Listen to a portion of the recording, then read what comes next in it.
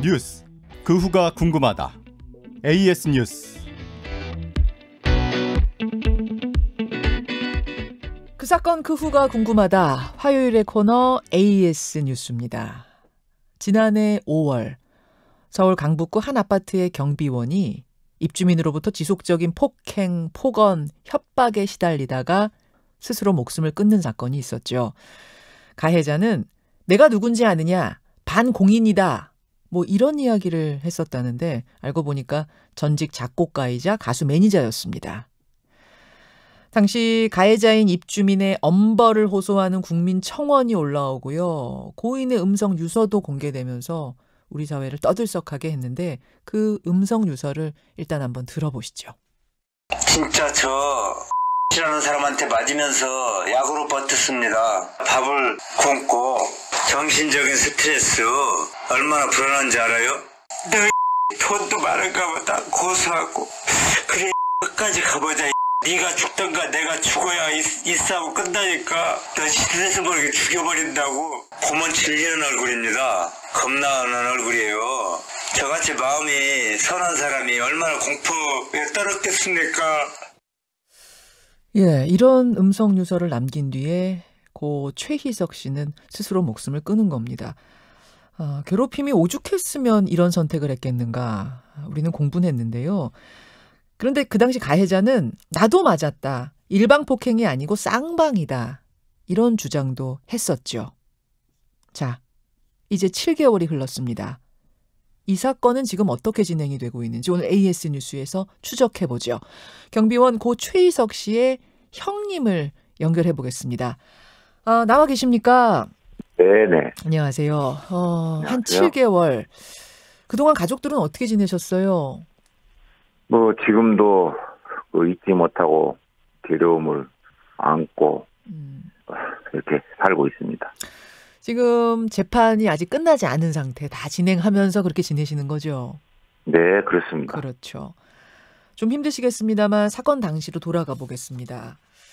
입주민 A씨가 폭행을 가하기 시작한 게 지난해 4월 21일. 이유는 주차 때문이었다고요? 네네. 그 주차는 이제 그 아파트 자체가 그 오래된 아파트고 협소하기 때문에 지하로 주차장이 돼 있는 게 아니고 예. 우회로 되어 있습니다. 지상으로. 그래서 그 이중 주차, 삼중 주차를 하는 아파트인데 네, 네. 이제 복잡하니까 다른 차가 들어오고 나가기 편리하기 위해서 차를 정리하는 과정에서 예. 다른 분의 차를 한번 밀어서 저쪽에다 이제 세워놓고 네. 이제 그 가해자 신모 씨 차를 이제 그 밀어서 갖다 놓는 과정에서 이 사람이 나와가지고 내 차 건드리지 말아라. 원상 복귀를 시켜라. 그대로. 자, 여러분. 그 폭행 장면 CCTV를 좀 보시겠습니다. 예. 이중 주차가 돼 있는 차량을 밀고 있는 경비원에게 입주민 A씨가 등장해서 밀치는 이런 장면. 예. 예. 이것도 이거지만 경비초소 안에서 이루어진 폭행도 있었는데 그 경비초소 안을 가리키는 CCTV는 없어서 이제 끌고 가는 장면까지만 있는 거죠, 선생님? 네, 그렇습니다. 너는 여기서 맞아서 죽어야 된다. CCTV 있나 없나 확인해보고 CCTV가 없으니까 예. 너는 나한테 맞아 죽어야 된다. 이 싸움은 네가 죽자라면 내가 죽어야 끝난다. 그래가면서 좀 도와주십시오. 저런 어린 아이가 있습니다. 예. 아이하고 먹고 살아야 되니까 좀 도와주십시오. 그랬더니 아니다. 너는 나한테 맞아 죽어야 된다. 죽어라. 그래가면서 소변도 보지 못하게 하면서 그냥 엄청난 폭행을 가한 겁니다. 코뼈가 부러지도록. 코뼈가 부러지도록. 그러니까 그 경비초소 안에 CCTV가 없는 그곳에서 이루어진 폭행이 훨씬 더 심했던 거죠? 엄청나게 심했습니다. 엄청나게 심했죠. 21일 날 그 이중주차 문제 때문에 첫 폭행이 있고 나서 매일매일 폭언이며 뭐 협박이며 이런 거 있었는데 27일 날 코뼈가 부러질 정도의 결정적인 폭행이 있었던 거예요. 네, 그렇습니다. 예. 코뼈, 발등 이미 다 코뼈는 이미 부러져서 예. 이미 병원에 진단이 나왔고 어허. 그때부터 이제 그 내 동생이 이건 아니구나. 자기 정신이 아닌 것처럼 사람의 행동을 하면서 겁이 나니까 이 사람이 너는 뭐 지도새도 모르게 땅속에다 묻어버리겠다. 막 이런 식으로 계속 나가니까. 그러니까 이 폭언이라고 하는 게 뭐 그냥 뭐 어느 정도 욕하고 이런 정도가 아니라 너 쥐도새도 모르게 내가 묻어버리겠다 이런 것까지 얘기를 했던 거죠? 네, 그렇습니다. 그러니까 이제 내 동생이 그거를 당하고 나서 저희 집으로 도망왔습니다. 형님 저 좀 살려주세요. 그러고. 네. 그래서 이제 이 상황들에 대해서 다 형님한테 털어놓은 거예요. 네, 그렇습니다. 저도 그때 이 사건을 가지고 여러분들과 인터뷰를 했었는데 기억에 남는 게 그 가해자 입주민이 나 반공인이다 이렇게 얘기를 했었다는 게 굉장히 기억에 남아요. 알고 보니 전직 작곡가이자 연예기획사 대표이자 매니저이자 뭐 이런 사람이었죠? 네, 그렇습니다. 그 전에 데리고 있던 그 가수분, 네. 그분이 이 사건을 어떻게 알고 매체에다가 그분이 연락을 했죠. 그래서 자기도 그렇게 당했다. 나도 당했었다. 예, 이 사람은 혼나야 된다. 10원 한 푼 돈도 받지도 못하고. 예. 그리고 이제 그 돈을 못 받으니까 몰래 다른 데로 이제 가려고 그러니까 너는 없애버리겠다. 다른 기획사로 가려고 그랬더니 없애버리겠다. 예, 없애버리겠다. 그렇게 언어폭력으로 그렇게 무섭게 행동을 했다고 그럽니다. 힘들어가지고 결국은 그 사람한테 벗어나서 지금은 행복하다고 그렇게 말씀하셨습니다. 알겠습니다. 이런 일들을 당하고 나서 극단적인 선택을 사실은 2번이나 했던 거예요. 네, 그렇습니다. 5월 10일에 사망하기 전, 한 일주일 전입니다. 5월 4일에도 극단적인 선택을 했었는데 그 당시는 입주민들이 발견을 해서 병원으로 동생분을 모신 거죠? 그 입주민들이 이제 내 동생이 그날 저녁에 저한테 전화 왔어요. 예. 전화가 형님 나는 맞고는 못 삽니다. 겁이 나서 못 삽니다. 내가 아끼고 열심히 근무했던 그 아파트를 가서 저는 죽겠습니다. 그러는 거예요 저한테요. 예. 그래서 제가 너 왜 그러느냐. 제발 형한테 찾아오던가 형하고 대화 좀 하자.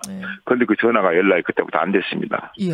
안 돼서 제가 100번은 여기저기 막 수소문하고 오다 보니까 주민들이 그 아파트 그 꼭대기에 올라가고 떨어지려고 그러는데 주민이 그걸 덮쳐가지고 같이 주민이 병원으로 같이 데리고 가서 하룻밤을 주민이 꼭 껴안고 같이 잤답니다. 그게 이제 5월 4일이에요. 그래서 가까스로 살렸는데 일주일 만에 결국은 또 극단적인 선택을. 네, 일주일 만에 그 병원에 입원해 있는 상태에서도 이 사람이 협박 문자를 하고.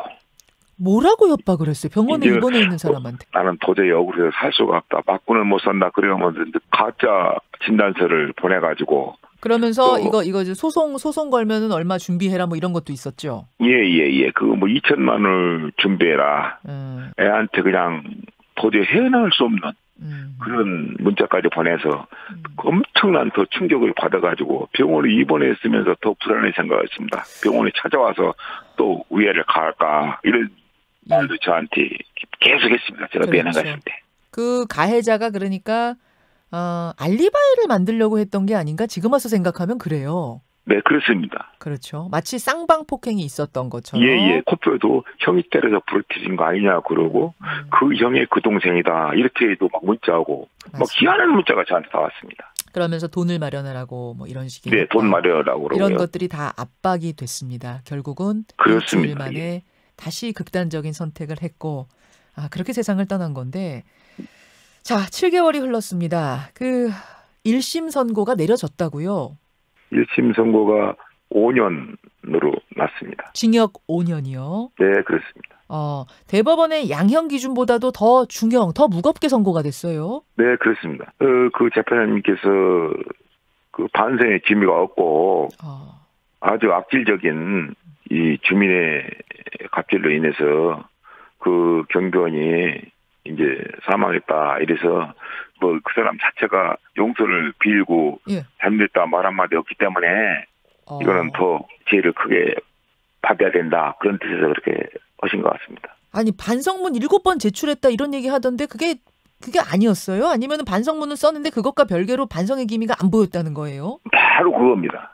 오히려 제가 이제 그 사람 자체가 두렵고 무섭고 내 동생한테 그 소리를 많이 들었습니다. 동생이 살아있을 때 저희 집에 와서 그런 소리를 많이 들었기 때문에 저한테도 그렇게 엄청난 그 문자를 하면서 저한테도 이렇게 두려움을 줬습니다. 그 사람이. 그 당시에 스트레스를 주고. 그 당시에 형님한테도 문자를 했어요. 네, 그렇습니다. 그래가지고 이 사람은 나한테도 보복할 사람이다. 우리 가족한테도 보복할 사람이다. 이렇게 생각이 들어서 제가 재판부 재판장님한테 제가 말씀을 드렸습니다.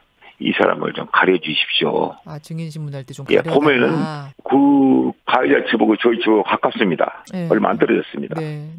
그래서 그게 두려워서 도저히 그 사람을 보면 저도 말문이 막히고 그래서 가려달라고 그랬습니다. 가림막 설치하셨군요. 거기에 있는 방청객 중에 저희 가족이 몇 분이 있었습니다. 네네. 저희 지인도 몇 분이 있었고요. 예. 제가 증인을 쓰고 저는 밖으로 빠져나왔습니다. 예.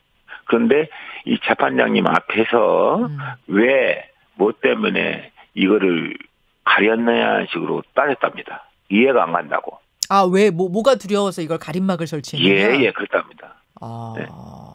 그건 당연히 설치하면 설치하는 건데, 그거를 뭐 빼라 마라 할 자격이 없는데. 예. 그거 엄청나게 고개 숙이는 것도 없고, 뻣뻣이 서가지고 그렇게 말씀을 하시더라고요. 알겠습니다. 지금 이제 1심에서 징역 5년이 나왔습니다만 보석을 신청해서 결론은 아직 안 나온 건가요? 보석에 대해서는? 이제 보석을 신청했는데 아직은 결론이 안 나왔고요. 또 이제 검찰 쪽에서는 다시 항소를 한 걸로 알고 있습니다. 그래요. 보석 여부에 대해서 이제 곧 재판부가 심리를 할 텐데 유족들은 보석으로 풀려날까봐 또 잠을 못 이루고 계시다면서요. 그렇습니다. 우리 가족들의 전쟁 긍긍하면서 정말 정신이 완전히 나간 상태입니다, 지금. 설마 보석으로 풀려난 거는 이게 완전히 뭐 석방된 게 아닌데 그런데도 와서 보복을 할까요, 설마? 그러고 남을 사람입니다. 그 사람이 지금 행동하는 거와 그 사람 자체가 그 성격 자체가 그런 사람이기 때문에 그래서 지금 저희들도 지금 이사를 가려고 그런 생각을 마음을 먹고 있습니다. 너무 두렵고 무서워서요. 왜 조두순 피해자 가족이 조두순 출소 앞두고 이사 갔듯이 우리도 좀 어디로 피해야 하나, 몸을 좀 피해야 하나 이 고민까지 하고 계세요. 네, 그렇습니다. 예. 참. 현재 지금 참 알아보고도 있고 돌아다니고도 있고 그렇습니다. 아이고. 알겠습니다. 예. 네. 경비원 갑질 사망 사건 7개월이 흘렀는데 유족들은 아직도 두려움에 떨고 있고 보복 폭행이 걱정돼서 이사를 고민하고 있다는 거. 저희는 이렇게까지 상황이 지금 또 돌아가고 있는 건 몰랐네요. 선생님 힘내시고요. 네네. 예, 보석이 어떻게 결정되는지 그리고 2심 재판은 또 어떻게 결정되는지 저희에게도 꼭 알려주시기 바랍니다. 네네, 감사합니다. 예, 고맙습니다. 네, 감사합니다. AS 뉴스 지난 5월 발생한 경비원 갑질 사망 사건, 그 사건 그 후를 추적해봤습니다. 김현정의 뉴스쇼는 청취자 여러분의 참여로 이루어집니다. 트위터, 페이스북, 레인보우 게시판, 그리고 단문 50원, 장문 100원의 유료 문자 샵 1212, 우물정 1212 통해 참여하실 수 있습니다. 김현정의 뉴스쇼, 여러분과 함께 만듭니다.